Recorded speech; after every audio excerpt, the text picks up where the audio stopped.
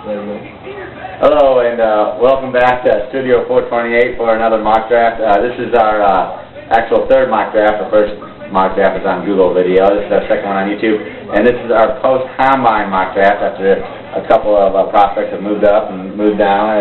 Also after free agency, too. First week of free agency, so you've seen maybe some needs that have gone away for certain teams. Yes, so there has been. That's changed the aspects here in the draft. That works. All right, so now let's go ahead and get this thing started.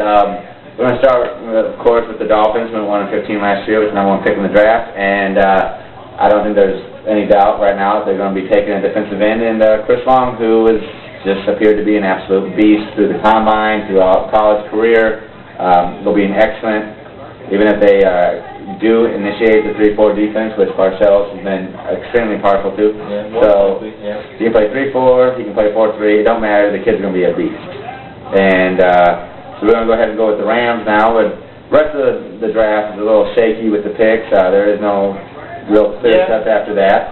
So we're going to go ahead and start with Mr. Nelson over here with the second pick in the draft, which belongs to the St. Louis Rams. Well, with the Rams, I think for the first time possibly in draft history, we could have the first two picks both having the same last name. Have you ever heard of that before? I have not. Yeah, well, it could happen this year, and that's what I'm predicting, because the Rams are going to take Jake Long, offensive tackle from Michigan. It's going to help out, obviously, the offensive line. And they got Alex Barron from Florida State, who has not panned out. And I'm a Florida State fan myself, and he just has not panned out for him. And then Orlando Pace, age is back for him, and injuries, too. So, Long, right tackle or left tackle, great pick for him. And he's going to be a beast. He absolutely dominated in the combine, and he's dominated throughout his collegiate career. Is everyone a beast to you? Yes, very much. Okay. All right, let's discuss that. For the third pick in the draft, we have the Atlanta Falcons, who there's been a lot of talk about they're going to take Darren McFadden, or are they going to take Matt Ryan? And with the obvious signing of Michael Turner, it seems that they're more edging towards Matt Ryan as their franchise quarterback. Quarterback. Throws the football. Yeah, he throws the football, doesn't intercept it. He's the best pick for the quarterback right now. He's got one of the stronger arms. He's got the intangibles as a leader. He's a tough guy, and this should be the solid pick where they can build a franchise around him after the whole Michael Vick fiasco, and he should be able to forget those memories. All right, with the number 4 pick in the draft, after the coin flips again, we have Oakland Raiders. And Mr. Nelson. Well, with the Raiders, I think we're going to see him go Vernon Gholston this year. Yeah. He seems to be the athletic freak of this year's draft.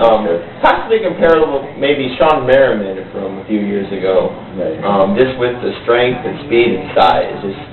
It's all there. He fits well with the 3-4 scheme with the Raiders. Could be a rushing end on the third downs and outside linebacker on first second down. So if he fits in, go with that scheme for him. Right, and he was very impressive with the combine as well, as expected. For the number 5 pick in the draft, we have the Kansas City Chiefs. The Chiefs, I believe, are going to take a defensive tackle to help with the run game, but it's not going to be Dorsey, who they have had questions about his injuries to his leg, as if he would actually be able to recover from those. I think that's actually going to hurt his stock a little bit. And Sedrick Ellis actually emerged as #1 defensive tackle. He's stout against the run. He can pass rush. He has a big body that'll take up a lot of coverage and maybe even command some double teams in there. And should help out the cornerbacks as well if they can get some pass rush going on besides Jared Allen. With the 6th pick, we got the Jets picking 6th. And we have them taking Darren McFadden, running back from Arkansas. Yeah. Had some impressive stats at the combine. Better than Adrian Peterson's stats last year. I don't necessarily believe the combine stats equals NFL greatness myself. I don't either. But you can't deny the fact that he has the speed, and he produced in the SEC in the past 2, even 3 years. So I think they're taking him, Jets, best player available at this point in the draft. So Jets taking Darren McFadden. And you see a lot of teams run to the 1-2 punch, and obviously Jones and McFadden have completely different running styles that help teams out. You see a lot of teams running for, running with that the two-headed running back system down there. You need depth at every position in the NFL. That's very true. With number 7 pick, the 18-1 Patriots.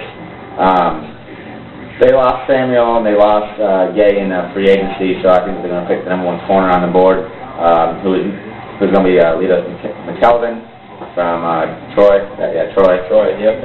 Formerly Troy State. Troy State. Okay, there we go. He's obviously the #1 cornerback after an impressive combine, impressive Senior Bowls.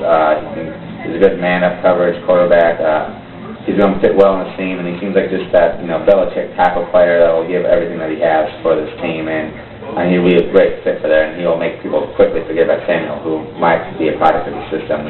We'll see that next year. He got his money, though. No hating on Samuel. He got his money. He definitely got his money. He got his money. With the number 9 pick in the draft, we have the Cincinnati Bengals, who they need a lot. They have a lot of needs. Baltimore Ravens need to pick. Exactly. Yeah, it is. So, with Baltimore Ravens, I see him taking Glenn Dorsey from LSU. Like Josh mentioned earlier, he had some. They thought he had a stress fracture in his tibia, and uncertainty about the regards to that. But he played through it last year. Obviously, he produced for LSU. The games he missed was due to hamstring, not his tibia. So, and with injuries like this, you got to let the medical people take their guesses, and not just us as lay people trying to understand what's going on. So I think he's going with the Ravens. Pick up a great talent, number 8. Yes. So he is actually, before the combine and most of when the offseason first started, he's rated the number 1 prospect. We had him number 1 overall in our last mock draft. Yeah, so I mean, it's a little 7 down. spots here. So they always have those players that fall throughout the combine. And doesn't mean he's going to be a bad player. No. As of now, we got him ready. I am number 9. Now we have the Bengals, who just lost Justin Smith to the 49ers in defense, even though they did sign Odom, who was produced last year at Tennessee. He was a former second-round pick, I think, in the 2002 or 2003 draft. Some draft. Yeah, some draft. Imagine that. And I think they're going to pick up another pass rusher, Derrick Harvey, pass rushing specialist, obviously. He gained some weight during the combine, put up decent numbers, and obviously established himself as he is going to be a threat as a pass rusher.